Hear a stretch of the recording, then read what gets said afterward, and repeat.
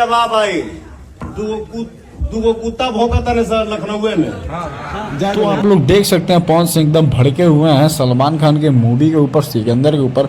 जैसे ही trailer release हुआ उसके बाद ही जो है एकदम तहलका मच गया है। और इस टाइम जो ट्रेलर जो है 60 मिलियन क्रॉस कर चुका है व्यू। और गाइस मैं बता दूं रिकॉर्ड टूट गया है अभी जो है यूट्यूब पे।